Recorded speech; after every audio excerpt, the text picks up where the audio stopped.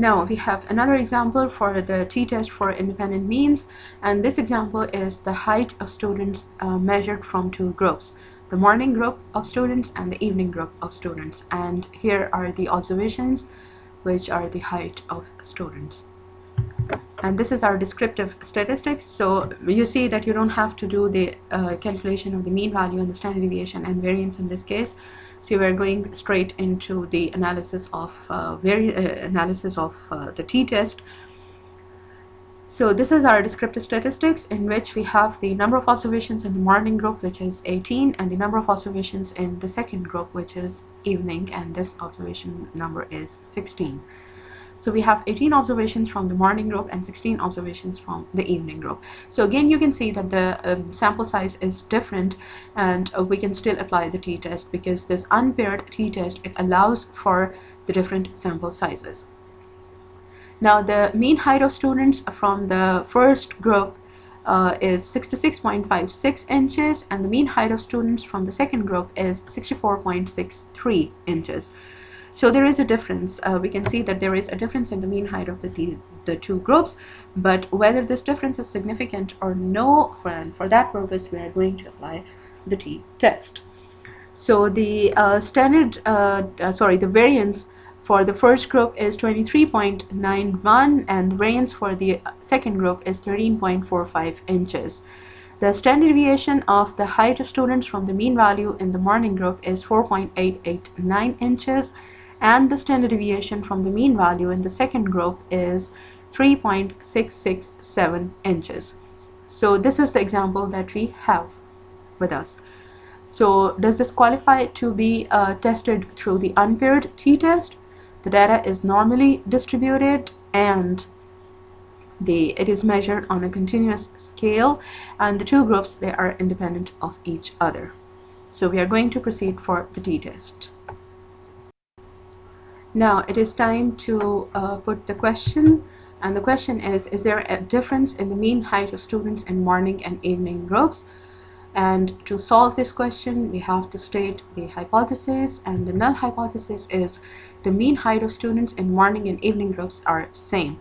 And the alternate hypothesis is the mean height of students in morning and evening groups are different from each other. So again, this is a two-tailed hypothesis that we are going to discuss. So what should be our next step after we have stated the hypothesis? Next step is to check the homogeneity of variances, that if the variances in the height of students in the two groups is same or no. And for that purpose, we are going to calculate the value of f. And the null hypothesis for this test is the variances in the height of students from morning and evening groups are same. And the alternate hypothesis is the variances in the height of students from morning and evening groups are different. So this is the formula for f-test, the greater variance divided by the lesser variance, and the greater variance we can see is of the morning group, which is 23.91, which is our group number 1. So 23.91 divided by 13.45, which is the variance for the evening group. And our value is 1.777, and we can see that this is greater than 1. So now we want to see that if it is significantly greater than 1, so we go to the F distribution table and we see the table value. But before that, we have to calculate the degrees of freedom, and the degree of freedom V1 is 18 minus 117, which is the degree of freedom for the sample number 1 with the greater variance, and V2 is 16 minus 115, which is the degree of freedom for the sample with the lesser variance, which is evening in this case. Now the table value of f at probability 0.05 and V1, V2, 17 and 15, we have 2.368. So we can see that our table value is greater than the calculated value, so we can say that variances in the height of morning and evening student groups are same, and we are safe to proceed for the t-test.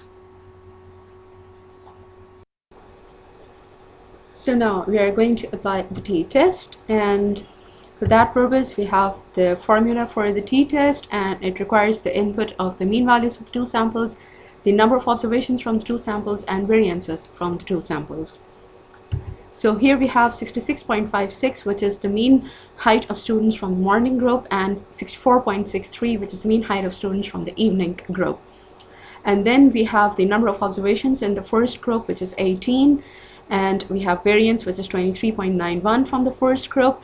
Then we have 16, which is the number of observations from the second group, which is the evening group, and 13.45, which is the variance from the second group, which is the evening group. And then we have 18 plus 16, which are the number of observations in the two groups, minus 2. And then in the next factor, we have 18 plus 16, and this is going to be divided by the product of the multiplication of 18 into 16. And again, these are the number of observations. So solving this one, 66.56 minus 64.63 is equal to 1.93. So this is the difference in the mean values. And then we have 18 minus 1, which is equal to 17.1. We are going to multiply this one with 23.91.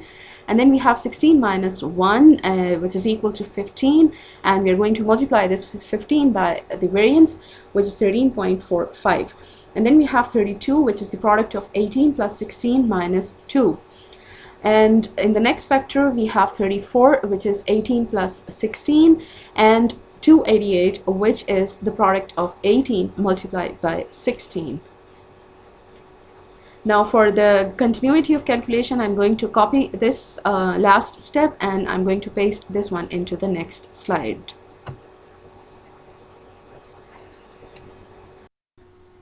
And here we are for the continuity of calculation. So we have 17 multiplied by 23.91, and the answer is 406.47. And then we have 15 multiplied by 13.45, and the answer is 201.75. And then we have 34 divided by 288, and the answer is 0.1181.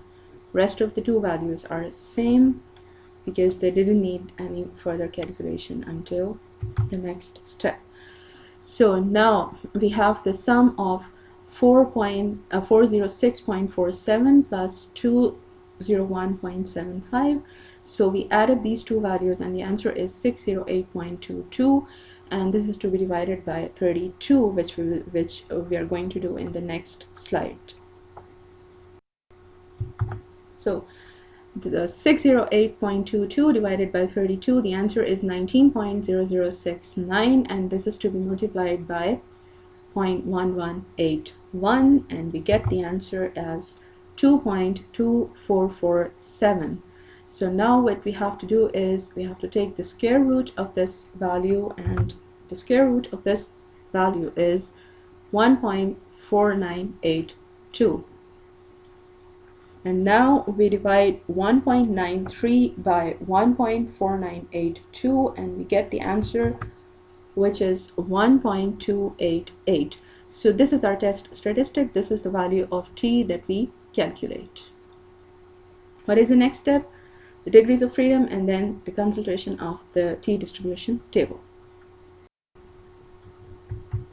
So our degree of freedom is n1 plus n2 minus 2, 18 plus 16 minus 2, which is 32. So 32 is our degree of freedom. And this is our test statistic, which is the calculated value 1.288. And the table value at probability 0.05 is 2.0369. So which one is greater, the table value or the calculated value? So the table value is greater, so it means that the probability of null hypothesis to be true is what it is. It is greater than 0.05 or it is less than 0.05. It is greater than 0.05. So what should we do next?